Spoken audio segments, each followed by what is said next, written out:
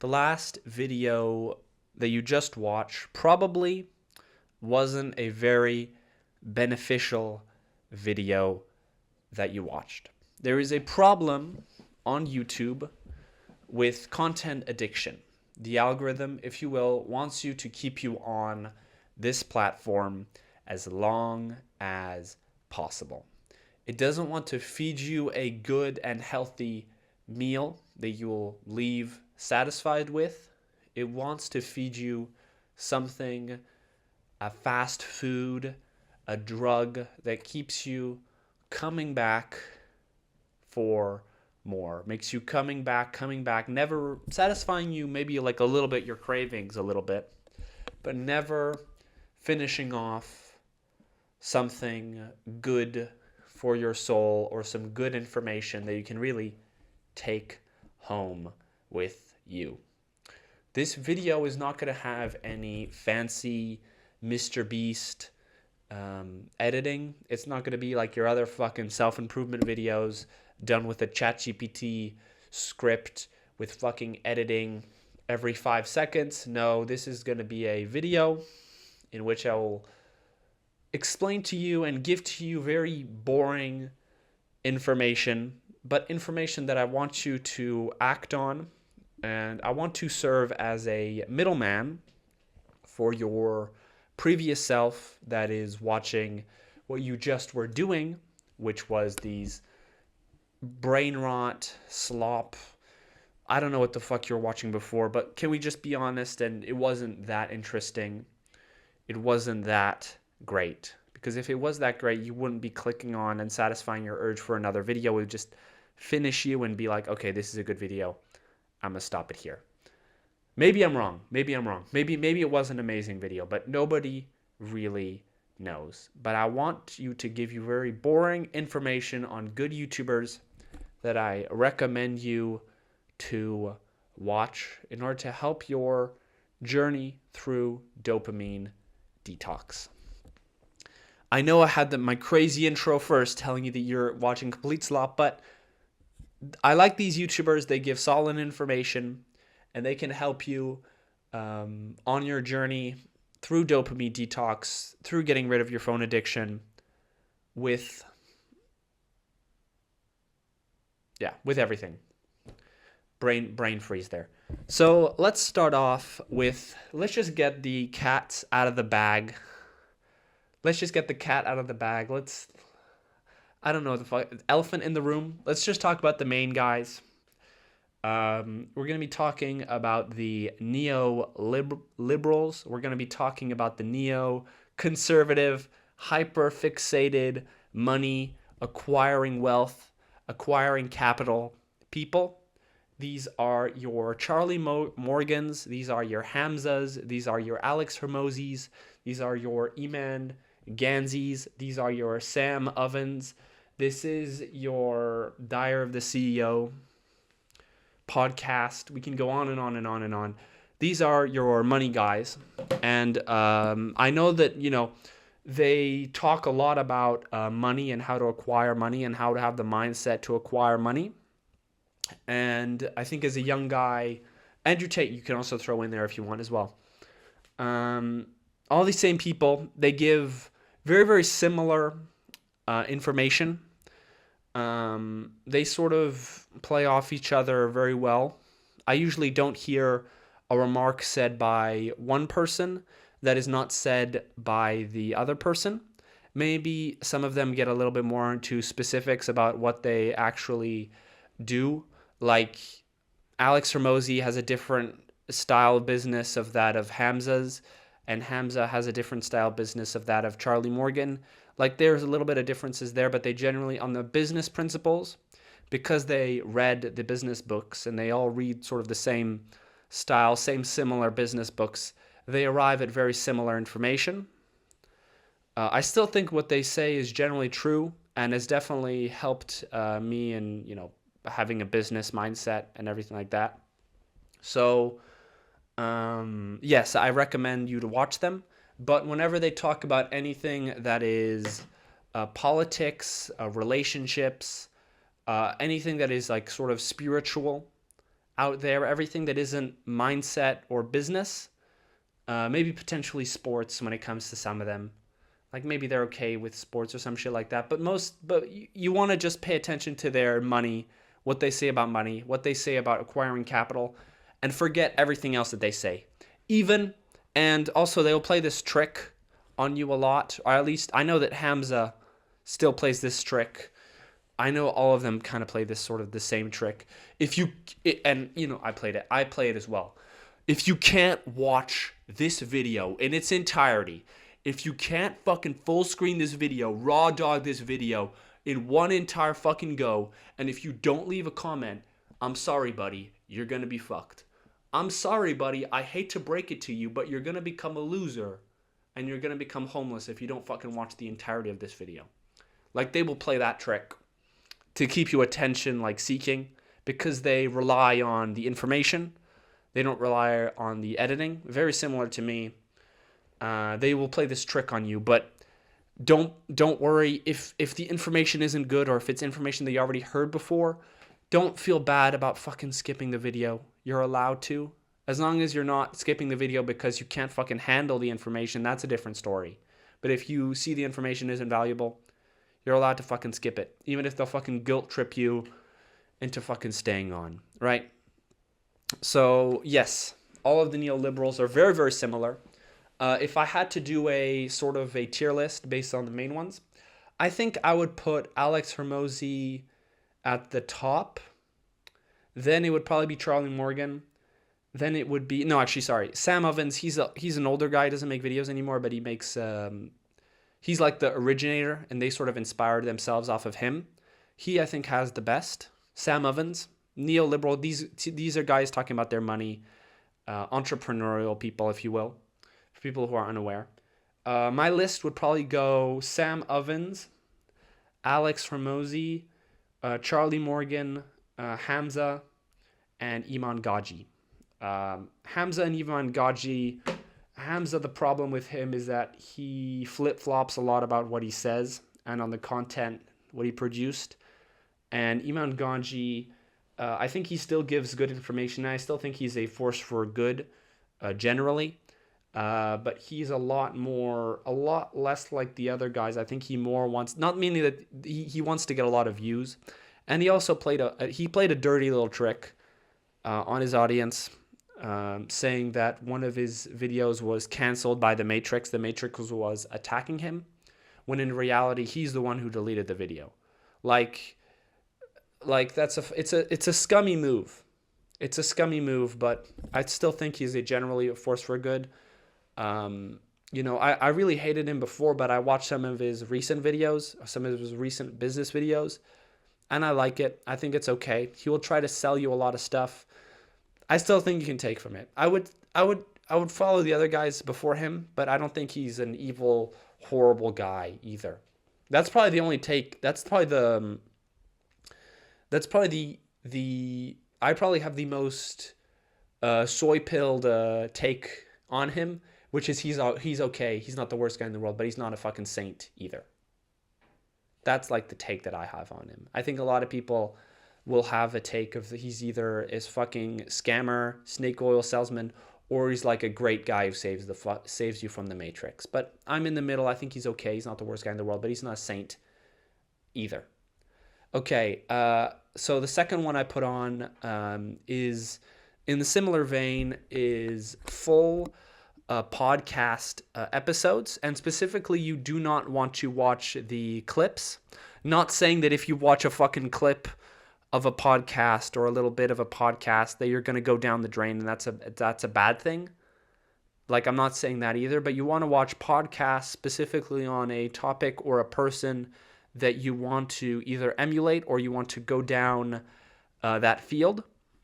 So, you know, if you want to learn about business, go with a podcast with, I don't fucking know, Mark Cuban, or, you know, but a general sense of how to improve your life, and a general podcast that I recommend for most people to listen to is Modern Wisdom. I think that the main guy, Chris Williams, I don't remember exactly what his name was.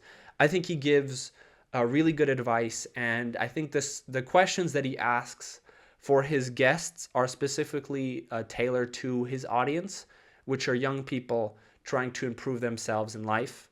So the questions that we'll get out of these guests, the questions that we'll get out of Jordan Peterson, or even if he gets a comedian or something like that, is specifically targeted towards how they got their success, how they handled the struggles that you might have. He knows his audience very well, and he asks questions that audience would be very interested in. So I like Modern Wisdom a lot. I think there's a lot that you fucking take out of it. I think most people who go on there, and most people would agree that that's probably the best one in terms of knowledge. Joe Rogan is not bad either, but it's more of a comedic thing than it's more of entertainment or than specifically education. Not saying that there's not some wonderful episodes that he did with some people, but still, generally, when it comes to a person that you want to subscribe to, a person that you want to be constantly having them in your feed or constantly looking at, I don't think Modern Wisdom is not a bad thing at all. Dare of the CEO is not bad either, but you know what? There's something weird. This is purely based off vibes, but there's something that I find a little shifty with the Diary of the CEO guy. And it's based on nothing. It's based on nothing, but there's something a little shifty.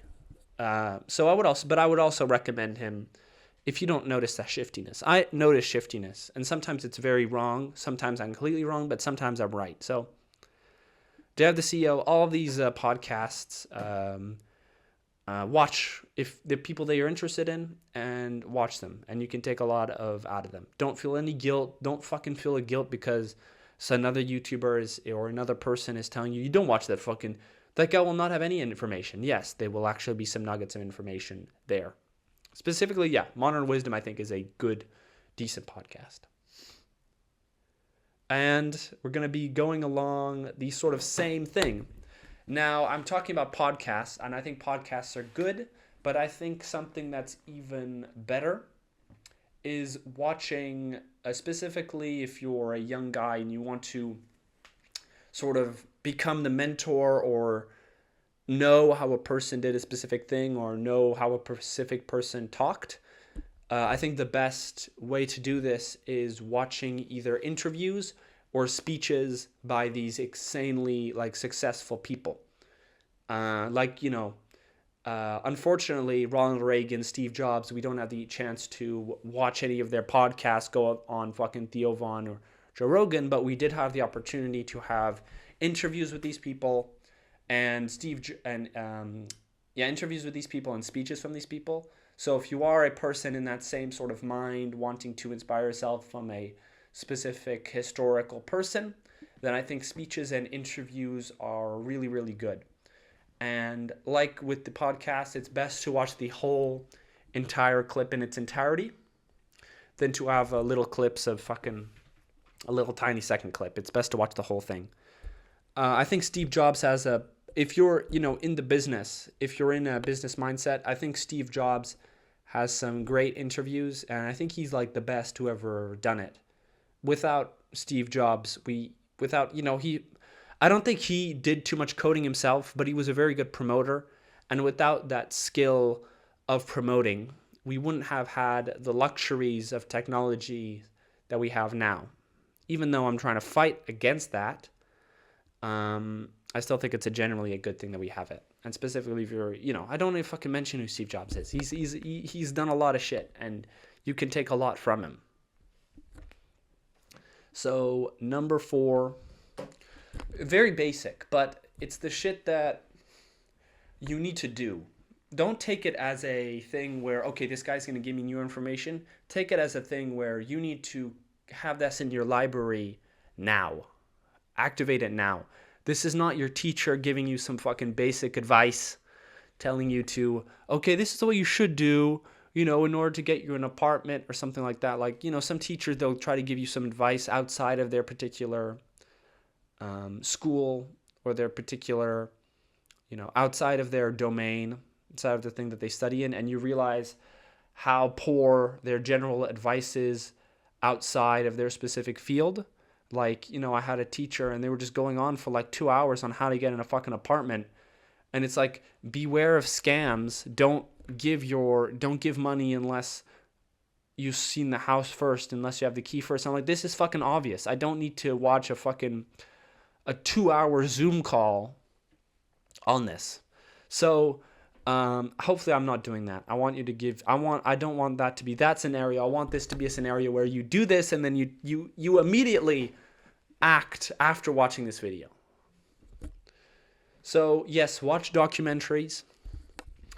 Watch older documentaries. There are generally two styles of documentaries. There are three styles. There is your specifically only entertainment documentaries, like a true crime documentary or a conspiracy theory documentary. Then is your middle ground. Well, there have some jokes here and there, but maybe it'll have some sort of info on a specific person that could be interesting. And then you have your boring documentaries that will give you information. So I think this is pretty good if you want to get entertained but also acquire information at the same time. I think documentaries are a great thing.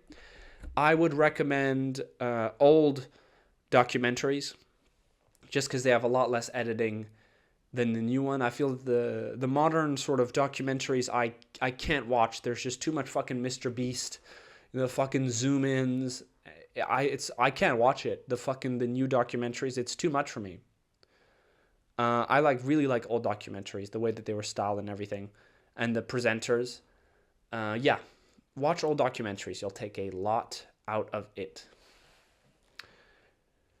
Now we're gonna go on our fifth section, and that is the law of manifestation, law of attraction style people. And I know what you're going to say is that this is very woo-woo, not very masculine, sort of a little bit out there, almost in the astrological signs and stuff like that. And that is true, but I still think that there's a lot that you can take out of the law of manifestation community and their way of thinking that you can take for yourself. What the law of manifestation pretty much is that you have created in your mind your reality right now. Everything that you believe, everything that's appear to you right now is because of yourself and how you thought about it, pretty much. So what you think, what you imagine will eventually happen, either in like an esoteric sense or in a very real sense. So, but the thing is that when you want something, it's almost as if when you say you don't want something, it's like the same thing as you said you wanted it. Like, I don't want, like for example, you're saying, I really, really don't want to gain more weight. I really, really don't want to gain more weight. You know, in my specific scenario, I would like to gain more weight, but let's imagine you're fat. Oh, I really, really don't want to gain more weight. And then you feel that anxiety, it fuels that anxiety, and then you gain more weight. That's sort of thinking. I'm a dopamine detox guy. I'm not a law of manifestation guy, but I really recommend you to take a little bit of nuggets out of that, but just don't like go full fucking deep in and just do nothing and then just think that good stuff is going to happen and then good stuff is going to happen. Specifically, the YouTuber that I recommend, I mentioned only one. I'm not going to mention multiple. I don't really know too many YouTubers, but I really like Nero's Knowledge, Nero, Nero Knowledge.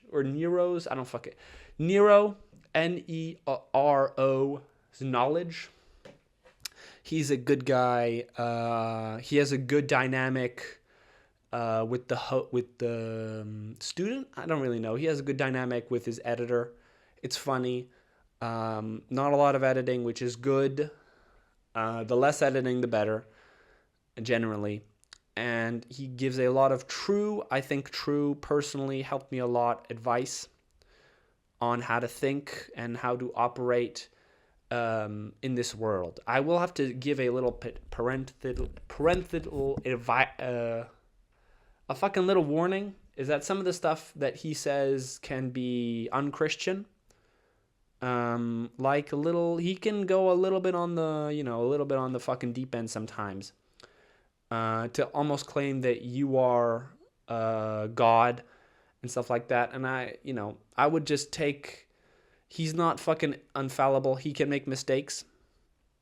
I would just take little droplets of that manifestation stuff and keep it in your life. Like, have it in the back of your mind, but still be a grinder, still try to self-improve, but just have that in the back of your mind, right? And so now we're on numero 6. That is audiobooks. Now, you can listen to pretty much any old audiobook you can listen to. I don't really need to tell you why books are the best way to process information, but it's pretty much the person designed to. It's a chance of an exploration into somebody's mind, or at least a chance of exploration into seeing what a person's life work is and what they are wanting to show the world. If they've done amazing stuff, this is an amazing chance to get their information. So I really recommend to watch audiobooks, constantly read. A lot of people will tell you that reading nonfiction, fiction is bad, but just don't fucking listen to the noise. Every time I fucking start reading, I get people saying me, don't fucking read. That's bullshit. It doesn't even help. And then as soon as I stop reading, you get people that come into your life and say, what the fuck? Why are you not reading? Reading is such an important thing. So just fucking read. It's a good thing. It's not totally a waste of time. It's a good form of entertainment. Again, don't go fucking, don't be one of these law of attraction types, like same style people saying that if I read, eventually I'll become successful. No, you can't just read and become successful, but it's a good little base that you can have when you're not working on the specific thing that you are working on. It's the best way to acquire knowledge. I think there's a reason why the Bible and all these religious texts are not fucking movies or not music videos. There's a reason why, or not YouTube videos. There's a reason why they are books. Books are the best way to acquire knowledge. They're not the most fun way, but you didn't come here for fun. You came here to have a better life and to embrace being boring. Embrace not being stimulated by dangerous YouTube videos and dangerous fucking chemicals happening in your brain with the dopamine and stuff like that. You came here for a specific reason. So read. You can read. Don't think that just because you have ADHD, you can't read. I think you can't read. Audiobooks for me is reading as well. I don't care what people say. Find any way to read. If you have to speak while reading the book, then read. If you gotta just read normally, then that's okay. If you gotta listen to it while looking at the text, that's the best way that I recommend. Or if you just gotta listen to it normally. Either way, those are really top notch, and I really recommend it. I don't think reading lots and lots of books or just spending your whole life reading is a good thing either. I think there needs to be action, but it's a good supplementation, if you will. So read. And yeah. Okay. Number 7. We're going back to Hamza. And, Hamza is a self-improvement, the Mr. Beast of self-improvement videos, if you will. But I still think I'm putting it here because some of his full-length guides, if he hasn't removed them, because he removed them for a little while and now they're back there again, but he might remove them again. I don't fucking know. I really recommend his full-length guide. I think they're really good for a general overall betterment of somebody's life, and he's done multiple ones. Like I said, I recommend the money one, potentially the mindfulness one, his dopamine detox one. I recommend those two. His love life, I don't think he has that great, I don't want to judge another person, but just focus on his money and mindfulness one. I think they genuinely have changed my life. And if sometimes you hear me a little bit angry with the Hamza stir, it's because he's done a lot of good, but I think he's also done a lot of bad stuff as well. A lot of dangerous stuff as a social media guy. He's also wish-washed a lot of upon his issues.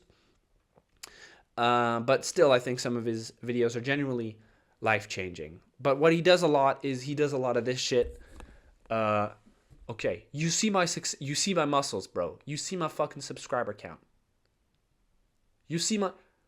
Don't do anything. Don't listen to anybody else. Don't listen to anybody fucking else. I'm the only guy who fucking knows. I'm the only guy on planet Earth who knows how to get off of this certain situation. And then like, okay, yes, you have 2 million subscribers. Yes, you have muscles, but are you the most muscular guy on planet Earth? No. Are you the most fucking subscribed to guy on planet Earth? No. There are different people who are good at different other things. Yes, you are good in he's good in what he does, I think, but he's not the fucking messiah, right? Yeah. So like I like Hamza, but he's a little weird. He does a lot of his cultish activities. But he's the best. I think he's the best self-improvement generally guy. So you can take some information, but just don't go full deep into the Kool-Aid. Don't drink the whole thing, right? Take it with a little grain of salt. Number 8 is listen while you are doing something. Do not distract yourself with another YouTube video. If you have an ADHD mind, you cannot do an activity like your work or you're studying while listening to a fucking pyrocynical, I don't fucking know, a lore of the Bionicles lore video or an iceberg Wendigoon video. You can't be watching that style of video while working. It's almost impossible because of the way that your brain works. It's not a situation where you have two brains. You're like an octopus. You can do two things at once. No, your brain it focuses on one task, and then, if there's another task, it focuses on the other thing. So it's that, and that can be extremely straining for your brain to listen to a Wendigoon like lore video, and at the same time you're working. It's fucking chaos, right? I used to do this when I was a kid. This was me when I was a fucking kid.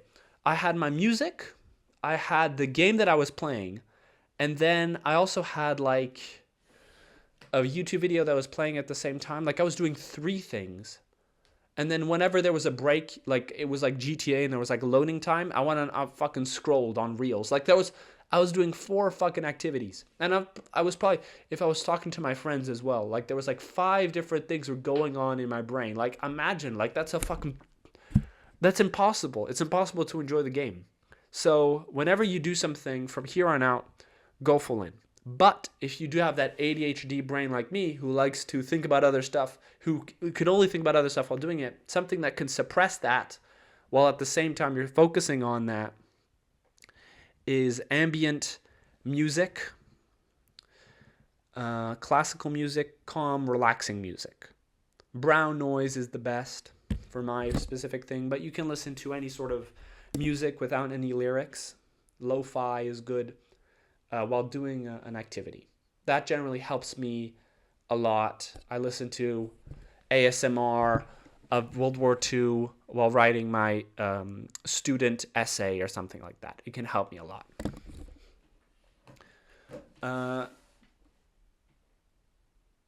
Now this is number 9.